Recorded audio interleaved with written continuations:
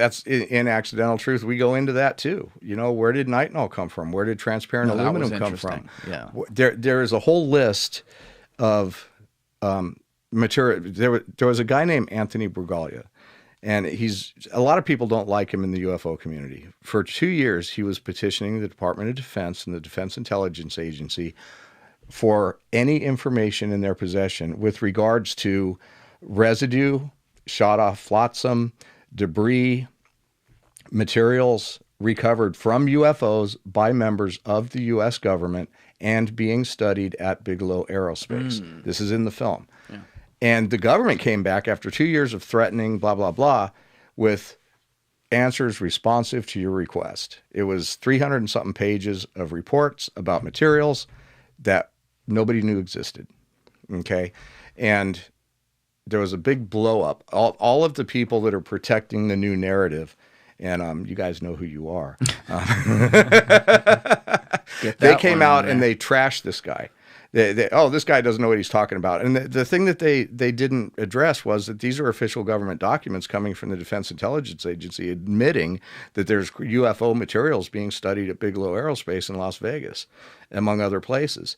This was an admission. And then some people said, well, Freedom of Information Act responses aren't exact. And it's like, yes, they are.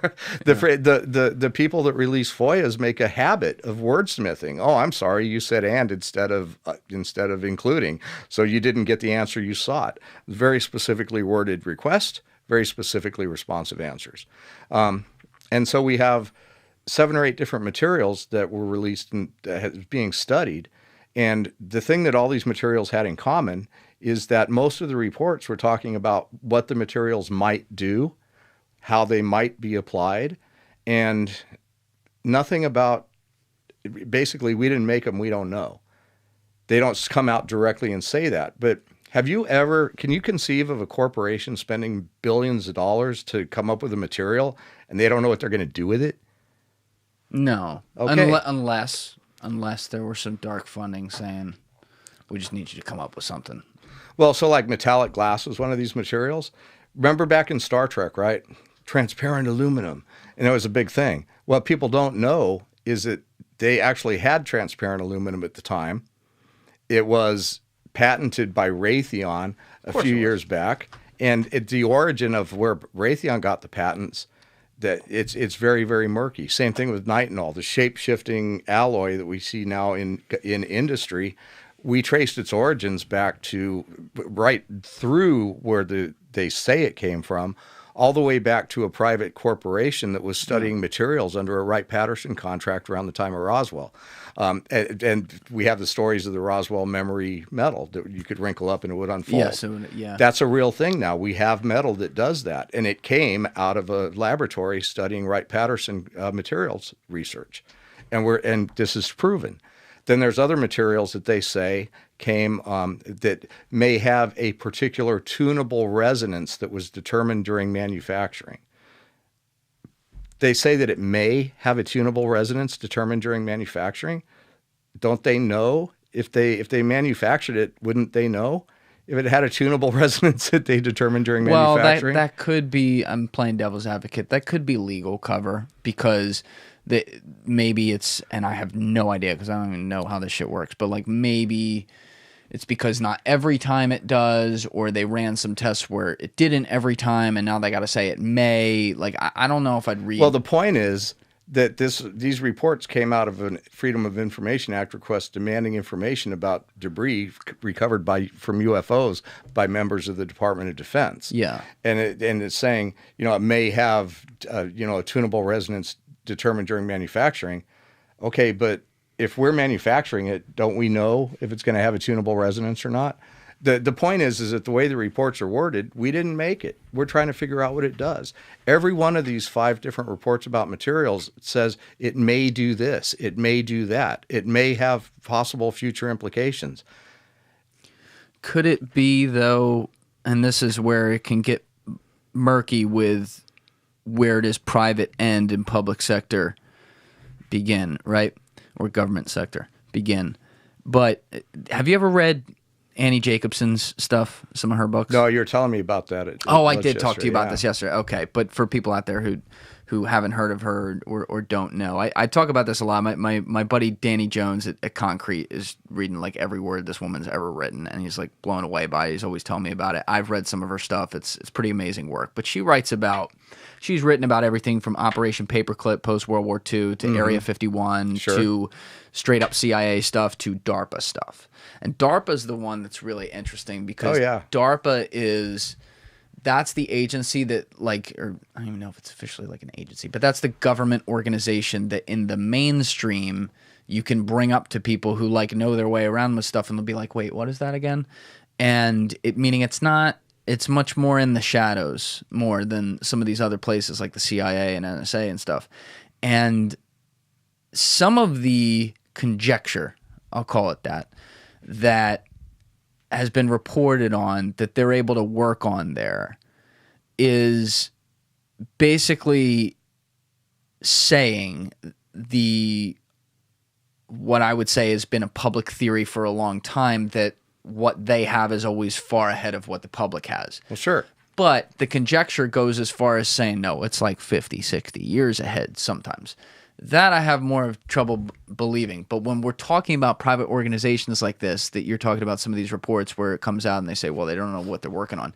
I wonder if they are basically partnered with DARPA in the sense that like we see a lot of ex-CIA spies in air quotes who work for fucking Raytheon or whatever. Right. It's just it's a numerical thing on a page for them to pay their taxes. It's not like they're not still. It's just a way for the government to be able to make sure they get paid to do the job they want to do for them. So when I look at Raytheon or these other places when it comes to some of these projects, I start to wonder, is it the same thing? And then take it a step farther. If it's not something that in these public reports or the things that get pulled out of FOIA that they write that they understand, is it because it's something that's been developed in highly experimental scientific stuff behind the scenes via something like a DARPA that like, yeah, the world doesn't have a concept of it, but we have it. Like I always bring up the example when David Fravor, who gives amazing testimony on what he saw from the Nimitz with the Tic Tac, and he gives you the radar. It's really compelling stuff, and I think he's a great witness. When I see something like that, and that was in 2004, I think, when he saw it, I'm like, that feels like that could have been DARPA technology. So when I hear things like the metamaterials, my mind does go to that first. Not to be like too much of a skeptic, but I'm like, is this stuff that they have physically understood and we're just not there yet? Do you ever consider that as a possibility? Well, it's a matter of connecting the dots and doing the thought experiment and reading the reports.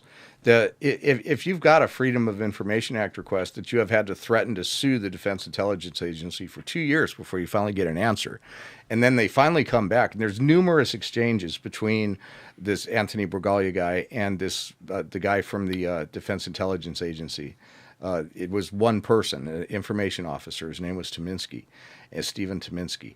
And I have these. I can't put everything in the film, but everything in the film is backed up by pages and pages of reference material. So we have the letters that went back and forth over 2 years, and there's one letter that says very clearly, just to recommit before we present you with this information, you want the material related to material recovered from the Department of Defense from UFOs and studied at Bigelow Aerospace. Yes. Here's the documents. Now, you could just stop right there and say, well, what does that mean? Well, that means that the government just gave this guy reports that they specifically are admitting are what he asked for. Information about materials recovered by the U.S. Department of Defense from UFOs being studied at Bigelow Aerospace and other places. That's what they gave him. So they give him these reports. So you could just stop right there and say, well, what does that tell you? Well, that tells you that the government is acknowledging that they got this stuff from this, and it took 2 years and a lot of research to get the material.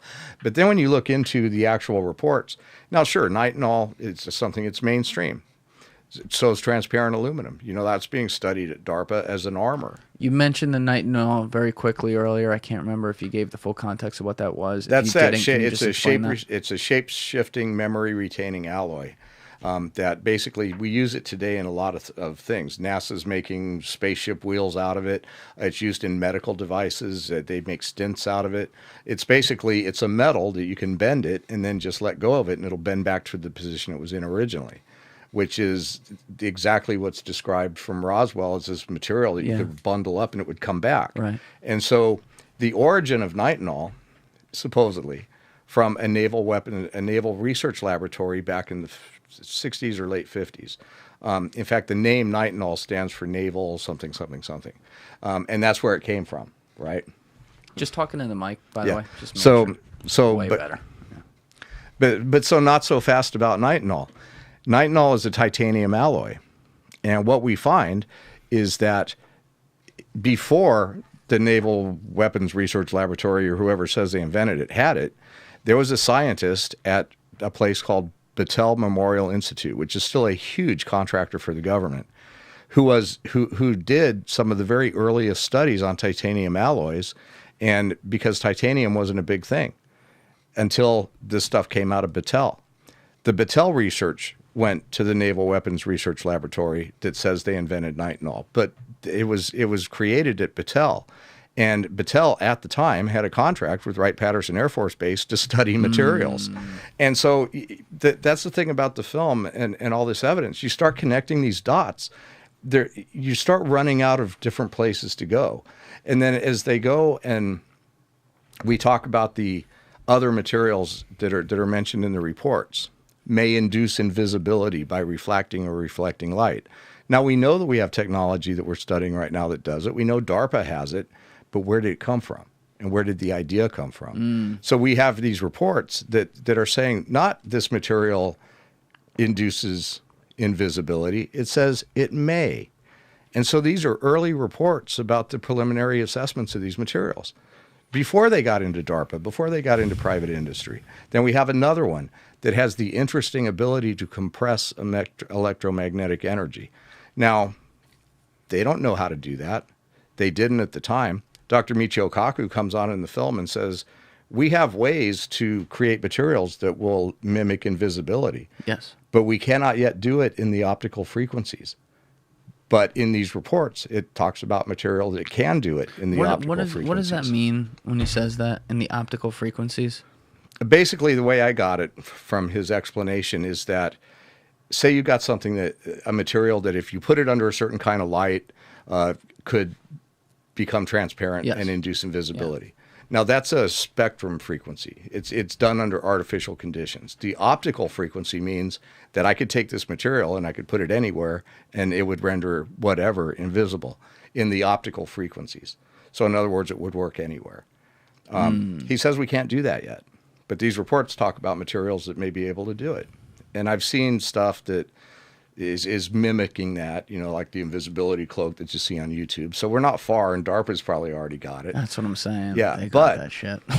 The idea came from somewhere, and the government admitting these reports about these materials that may do this. Yeah, we're dealing with technology that we have now that probably came from some of this stuff. But the point of all of that is that this guy fought for this information, and when it came out, the Pentagon walked it back immediately, saying, oh, no, that's not UFO stuff. Well, then why are you telling us it is? And why can't you, to this minute, why can't you tell us what this material does? And why can't we see a sample of it? Thank you for watching the video, guys. Please hit that subscribe button and check out this clip's full podcast episode by clicking here or in the description below.